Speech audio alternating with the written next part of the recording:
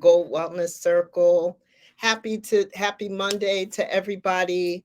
So excited to be on with you for Marketing Monday.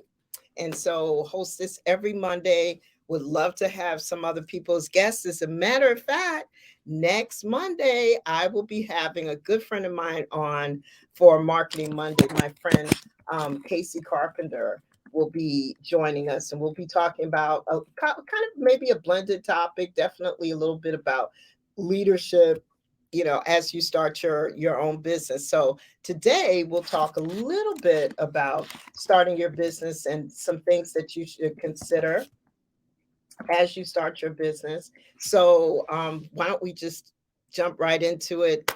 uh, Starting your business is something that a lot of us struggle with if you don't have any idea of what kind of business you want to start. Hey, Serena, I see you. I'm going to wave at you real quick.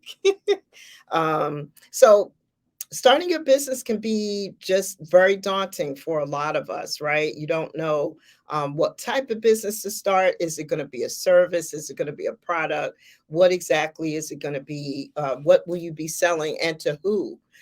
So those are definitely some things to consider. So here's the thing: before starting your own business, I would recommend doing some research.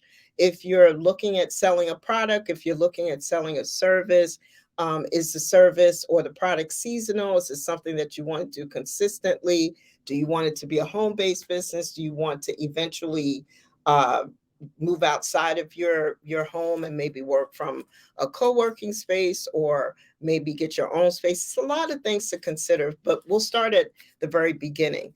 Uh, for those of you who want to research, doing marketing research really helps. Light of Gold PR has been in business almost 17 years now. And even for us, we do something called a SWOT analysis, SWOT, which stands for strengths, weaknesses, opportunities, and threats. And what do those look like? And so you have to know if you're undercapitalized, if that, maybe that's a weakness. Maybe one of your strengths might be that you've provided this service in another company for years as an executive or something like that. So those types of things can be strengths. And then you have weaknesses. It's always good to kind of be honest with yourself and identify what those look like for you. But maybe starting a business has been a dream of yours for a while now. You just, haven't really been pushed to start your own business, and then finally you just realized, look, I need to do this now or never. And if you are in that place, then definitely do a little research. Look online. Just Google up different types of businesses locally in your space and see what their services are, see what they're providing as a product or a service, and see if any of those types of products or services actually resonate with you. It might also be something that doesn't really exist. I mean, most businesses that get started exist before, but maybe in a different way. Maybe you could provide something for a particular niche market. Niches really work. I find that when you laser focus on who you want to sell to, it does make a difference. It does make your marketing a little bit easier for you. So I would just recommend that, yes, you should definitely look at what niche market might you want to provide your product or service to. I'll give you an example. Light of Gold PR, we do press, marketing, branding, digital. We do events. We do reputation management. We do a lot of different things. But if we are targeting small businesses, our company is also certified as a minority women business enterprise through Small Business Services in New York City. What do we want to provide our services for other minority and women-owned businesses? Do you want to provide services and target specifically women as your customers, or men? Just kind of understanding what your product is, who buys your product, see how that looks for other businesses, and then that kind of starts to stir what you might want to provide as a business yourself. So it's good to do your research on that. The other thing you want to consider is making sure you're writing a business plan. I know I've talked about business plans before, but they are really helpful. Our company creates business plans for our clients, but we also do our own business plan just to give us direction as far as who we want to work with. Are these services and products that we want to continue to sell or provide, or do we want to look at doing something else? So we look at all of those things. We put a lot of those things in our business plan. One of the most important areas of the business plan is the marketing portion of it, because that's how you engage activity, marketing activity, whether it's making posts on social media, whether it's advertising your services to other businesses. Maybe you want to be a B2B or a B2C. What does that mean? A B2B company provides business to business. So that means your business that's providing business to other businesses. If you want to be a B2C, that's a business to consumer, which means that your customers can be individuals and not necessarily other businesses. So defining who that is, who your target market is really important. And defining that in your business plan is really important.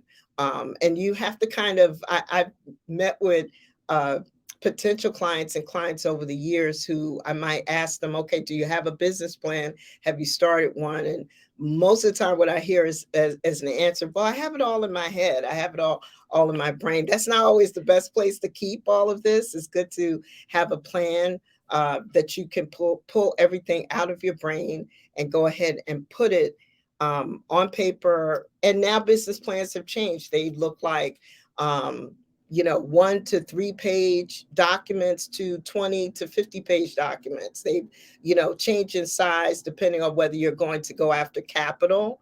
Or whether you're just going to use the business plan internally to manage your company and your team. So it all depends on how you're going to be using your business plan. I would say, I'm just going to say a little word about capital, because uh, sometimes we want to start these businesses, we don't know how to go about it. I've been learning a lot about financial tips, and looking at all of this over the past year. I really wish that when I started my business, I had known more about different financial services, because now credit is very important. Are you going to borrow money? Are you going to get a line of credit? Or are you going to get a credit card? What kinds of tools and ways are you going to be able to finance your company? So those types of things are really, really important to look at. And really the financial piece, I would say sooner rather than later, is really important. I know a lot of this is really overwhelming for a lot of you. And we understand that, because we're a small business too. We have a small team of about 6 to 8 of us, all working on projects together. And, if you take it step by step, if you are a solopreneur, meaning a one person shop, of, only one person in your business, maybe you're a consultant, maybe you want to sell products from a website, maybe you want to set up a Etsy store, whatever that looks like. I would say just making sure that you're staying intentional about planning this, making it a real appointment with yourself. Put it on a calendar, make it something real that you want to do. And then set a goal and work backwards from there. So, say, for instance, by April 1st, you want to start this business. Well, this is, February 13th. And in order to start that business, by that time, there will be certain things you have to do between now and then to make sure you start it. So being very intentional is really important when you are starting a business and when you're running a business. All of that's really important. What designation do you want to have for your business? Our company, Light of Gold PR, and we have a couple of other business entities and business companies that we have in place. Most of them are LLCs. Companies are limited liability companies. That seemed to be the best designation for us. We're a small company, but there are different tax ramifications involved for different designations, whether it's an LLC, a C Corp, or a S Corp. And definitely want to get our experts on future marketing Mondays so that we could, do a deeper dive and talk about this, maybe bring some people into the call who want to have a discussion on camera. We could always do that, even virtually. So let us know if you want to hop into our call and be part of our call. We could talk about this on our lives, and you could share your own personal experience about what you're dealing with. So, our tax companies, we're in tax season. Reach out to me. Uh, let's get you on a call because people want to know, what kinds of things they need to do to protect themselves tax wise. So definitely want to get you on at some point. And so, lastly, I would say we talked about who do you want to sell to. Um, I'll just throw this in. Are you considering your company maybe being certified? Our company is certified as a minority women business enterprise, but we're also working on a corporate certification through New York and New Jersey, this part of the country. There are other certifications similar to that across the country, depending on where you live and who, if you're watching this from, you know, California, Connecticut, Georgia, wherever it is, there are different minority supplier development organizations that help women and minority owned companies do business with corporations. And so we are in the midst of doing our own certification. And that is also a good way to engage and to get new clients. We also sell to other fellow minority women business enterprises, as well as the city agencies and corporations. So depending on who your target market is, it's always good to like target at least 3 or 4, because a lot of these, whenever these agencies and these organizations buy, is cyclical. Just like certain times of the year, maybe first and second quarter of the year works out better. And then maybe it tapers down in the summer. Well, in the summer or the spring, you may need to do a marketing shift, or maybe shift over to another, selling another product or service, maybe that could do better in the summer or the fall. So you have to also be ready to do that as well. So just a little bit of food for thought. Feel free to reach out to me at lightofgoldpr.com. You could message me. You could email us. Go to our website, lightofgoldpr.com. I'm Debra Dixon-Anderson. Also wanted to share with you, we are definitely trying to lock down all of our vendors, sponsors, and speakers for our upcoming Gold Women's Business Connect conference scheduled for Friday, March 31st. It's going to be held right at Mercy College at West 34th Street. Is going to be a wonderful event from 8:30 a.m. to 12:30 p.m. and you should be there. So if you're interested in that, definitely reach out to us and let us know if you want to join us. So everybody have a wonderful Monday. Take care. Have a great day, and I'll see you soon. Join us for Wellness Wednesday. Have a guest.